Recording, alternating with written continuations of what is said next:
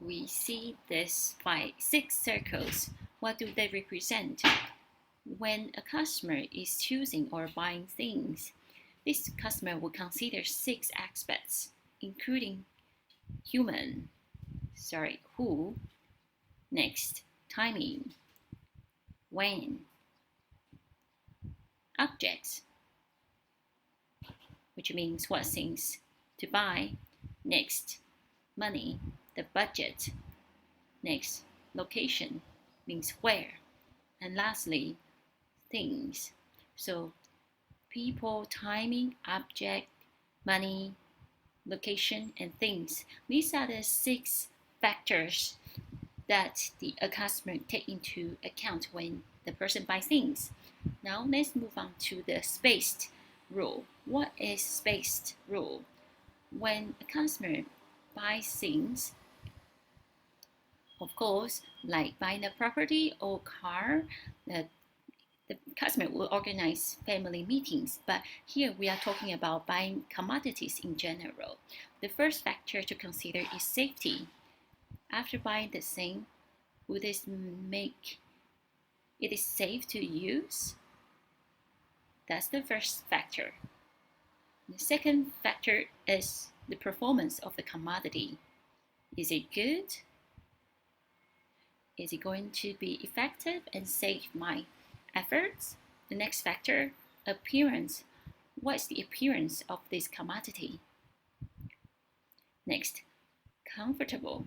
Is it comfortable to use? Next, whether it has the economic values.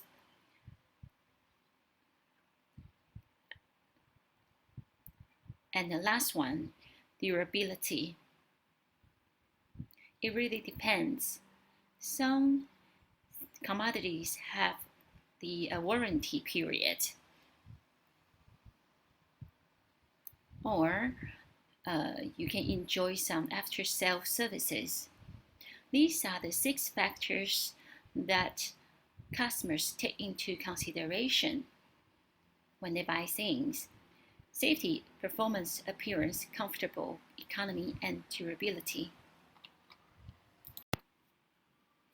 Okay, let's talk about the development of customer relationship so that you know how to maintain a good relationship with customers.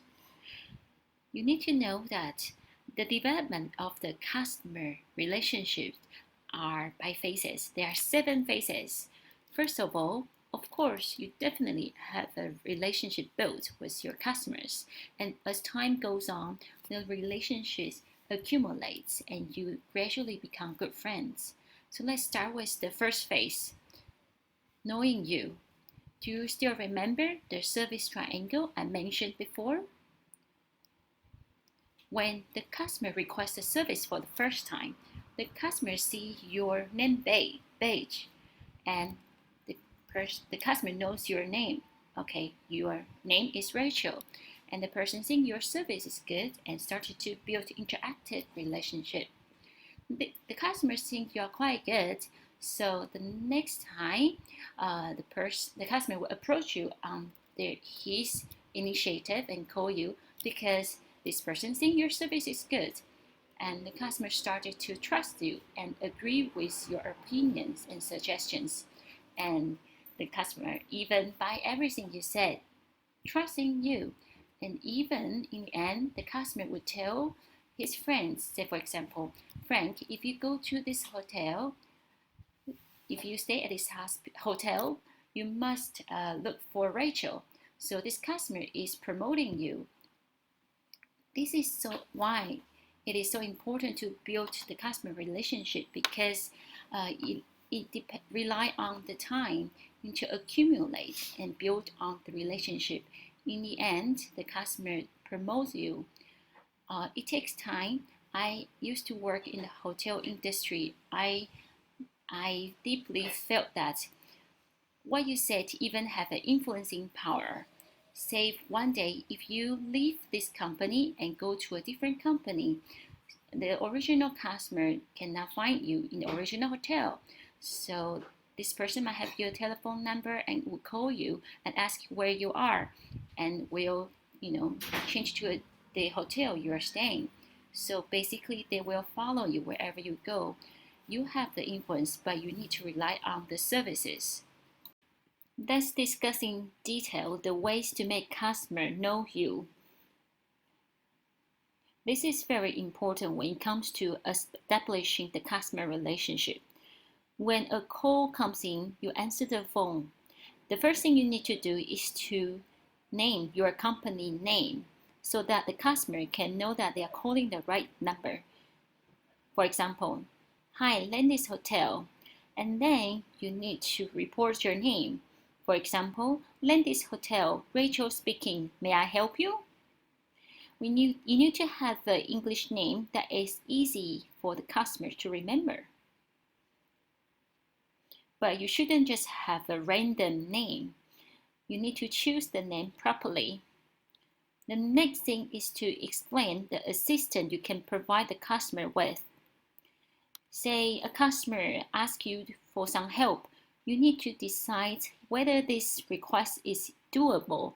You cannot just do it, even though you cannot do it. The next thing is to leave your contact detail because you might be in the middle of something. You need to note down the assistance that the customer wants you to do and you reply them straight away after you finish the thing you're doing. Lastly, you need to make sure that the customer can remember your name. Of course, when the first time the customer asks your help, they don't remember you. That's why you need to have a name badge on your shirt. You have a good service, you wear a nice smile, customer will want to know your name. The customer will see from your name badge that you are Rachel. Then you can tell the customer that your name is Rachel. Then the next time the customer will want to look for you again. What are the ways to make the customers like us? Important is to cater to what customers like. First of all, you need to be interested in the customers first. Instead of asking the customers to like us first, we need to like the customers first. When a customer arrives in our shop and store, I need to be interested in their background first. I provide service to them. I wear a smile on my face. I use my etiquette, politeness. I make compliments. I show care. I care about the customers, provide assistance to them, and I even make use of connections. For example, this customer has the Hakka background. I speak in Hakka language to this person. If this person comes from a graduate school of a certain university or has children or is interested in a star sign, I talk to them in this respective topic. It's not that difficult to make the customer like you. As we know the way to make customers like us, next, how do we make the customer believe in us? After all, we meet each other for the first time without any connection. We know each other because of the customer staying in a hotel.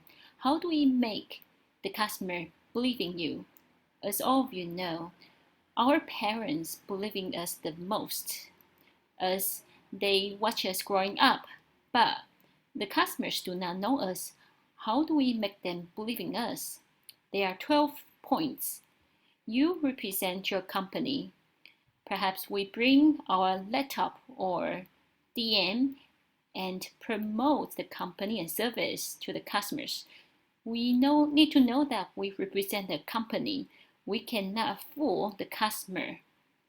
The first thing is that never fool the customers because what you say represents your company. You need to be responsible for that.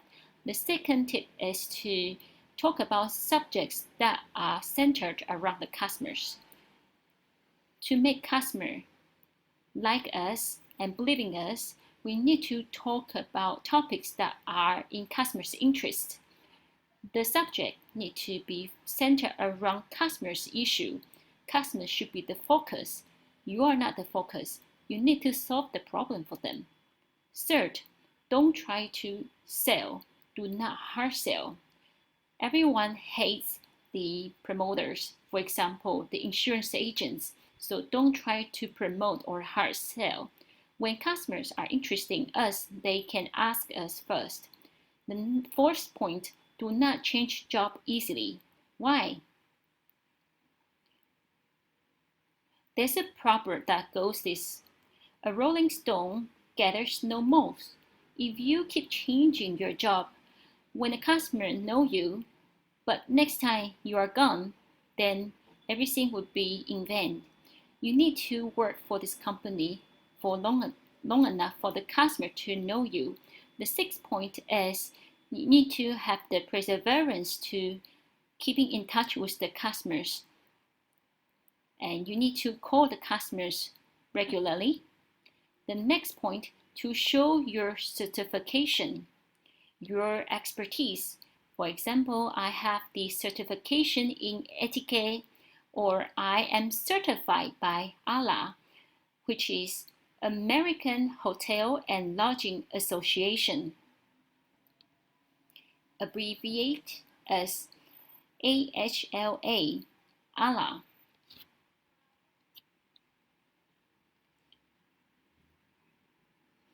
In this way, customer will believe in you, your professionalism.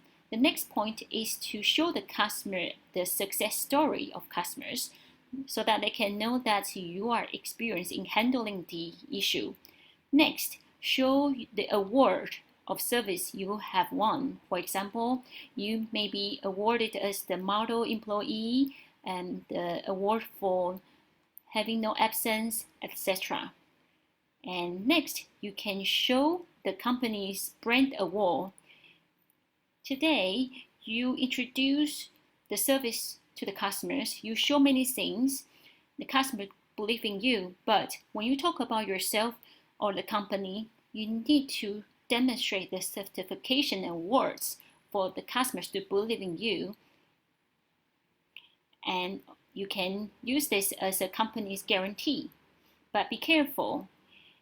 Today, you guarantee to the customer and say that, trust in me, leave it to me, you are doing the guarantee, but never forget the guarantee you make. If you forget the guarantee you make to the customers, I can tell you that in the end, the customer will disappear because the customers think that you are making empty promises and cannot achieve what you promised. We never make promise easily, but once promise is made, you need to make it realized. Next, as I have talked about the way to make customers like you, now, what are the ways to make the customers agree with you? Being agreed by the customer is very difficult, but how to achieve that? There are 4 points. Firstly, you need to understand the real motive and objective of customers' demands. There are so many hotels in the market. Why do they choose Tempest Hotel but not Evergreen Laureate Hotel in Taichung? What's the real motive behind it? What's the objective? We can deep dive into it. They choose this hotel must be because the hotel provides better services or value or price. Secondly, you need to provide the most beneficial proposal to the customer. You need to know the package that is most suited to the customer. As a receptionist, as a sales agent, you need to know clearly about this. Only when you know the package is available and suitable to them can you provide better suggestions to the customers. In the meantime, you need to remove all the barriers for the customers. And lastly, you need to create this value that is the same with the customer's values. These are the 4 ways to make the customer agree with you. So we not only need to make customers like us, but also make customers miss us. Do you think it's gonna happen? Will they miss us? Why would they miss us? I should put it this way. Hotels are like a small-scale society providing accommodation, transportation, and food, etc. Hotels offer gym, nice food, and even arrange seminars and workshops. Therefore, people like going to a hotel. In the past, when the hotel sales representative visiting the client, clients really like it because the hotel agent, sales agent often just bring gift, for example, cakes, food, plus a bottle of wine to the influential clients. Why would customers miss you? It is because they think that you give them a lot of stuff and good benefits. You need to understand what the customer feel and think. So what's the first thing to make customers miss us? The first thing is to understand customers' problems and to solve the customer's problem for them. Secondly, you need to analyze the proposal you raise and the impacts on their interest. Say, for example, customer make a phone call to reserve a hotel room. As a sales agent, you need to know the package that is most beneficial to them, save the cost for them. You are able to upgrade the room for them. That's why it is important to be able to analyze customers' interests and the impacts. The third thing is that you need to tell the customer that leave it to you. You can solve the problems for them. You can book the room for them. You can upgrade the room for them. But you need to keep your promise. Once you provide the service to the customers, customer will never look for someone else. They will always look for you. Next, what are the ways to make the customers trust us? There are 8 points. To make the customer trust us, the first thing is to treat customers' money as your own money. We rarely achieve this. By doing so, you will be very careful about the money. Often, we don't think customers' money are our money, but if I treat customers' money as my own money, you will be careful. You wouldn't spend money easily. Once you have this mindset, you wouldn't let the customer spend money in vain. You would tell the customer the best solution and provide the best discount. The second point is that you need to treat the customer's problem as your own problem. Think about it. You will try to solve the problem as possible as you can. The third point is that to treat customers' health as your own health. You emphasize and value it a lot and provide suggestions. The fourth point is to resolve key problems and difficulties for customers. When customers approach you and think you can solve the problem for the customer, but if you say, sorry, I can't, if you need to solve the problem for them, the fifth thing is to save money for the customer. That's very important. Customer will be very surprised that you do so. They will be surprised that they actually could save money. They would have great impression of you. Next, not just about saving money, you even make money for customer. Customer will always ask you to handle all the things, give you the authorization to do so. And the next thing is to make customer happy. If customers are happy and healthy, and customers would be very happy, they would not only trust you but also love you because you help them to become beautiful, healthy, save money, and make money. Customers love this kind of staff and will always look for you every time when they come. This is not very difficult. There are a few approaches. We are not saying that there should be no boundaries between you and customers. What we are saying that you need to understand the customer's background, what they think, what they like. To make them like you, trust you, there are steps. When you provide service to the customer, there's an important chart to know, as shown on the slides here. It's about knowing yourself and others. Have a self-test. A, B, C, D. A means fact. B refers to form. C refers to feeling. D refers to free. in future. Let's have a look at the concept of this self-test. If you are an A-type person, you'll see that type A is different to type C. Type B is totally opposite to type D. When God creates a human being, nobody is the same, even though the appearance is the same, but the brain, how the brain functions is totally different. Let's look at type A person. People with type A are analytical, logical, focus on facts and factual, and focus on quantity. For type A people, the best thing for them is to do research, development, because they are rational people. But what is totally opposite to type A is type C. Type C are people who are very sociable, have empathy, and are feeling oriented and focus on emotions. So if you are type A service staff and seeing a customer who is type C, it's like sense and sensibility, there will be conflicts, and you think that it is the customer who are wrong, but that's not the case.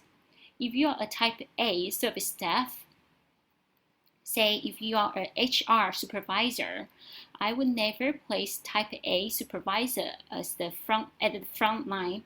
Perhaps type A people are best working in the back office because type A of people are rational and they often do not have patience. As for type C people, they have empathy. They are suitable to be a customer service staff. They are good at that, good at handling customers' issue. You need to place people at the right position. The purpose of this chart is for you to understand how to communicate with what type of customers, and how to interact with supervisors who are type C or type A. This is very important, and that's what we want to get from this chart. Let's look at type B. People of type B are hardworking and follow the rules. They are suitable to be in charge of accounting and warehouse management. But what is totally opposite to B is type D. They are very intuitive. Type B people are intuitive, flexible. So if you put a type B people in a job that is suitable for type D, type B people would find it difficult. But if you place a person who is type D into a work that is suitable for type B, that's not going to work. So we need to know the trait and characteristics of each type of people. We need to place, for example, type B people to the job that is suitable for type B, so that people don't feel frustrated and will have sense of achievement and have good performance. This chart helps us to know ourselves and understand customers and know what kind of service is best suited to the customers.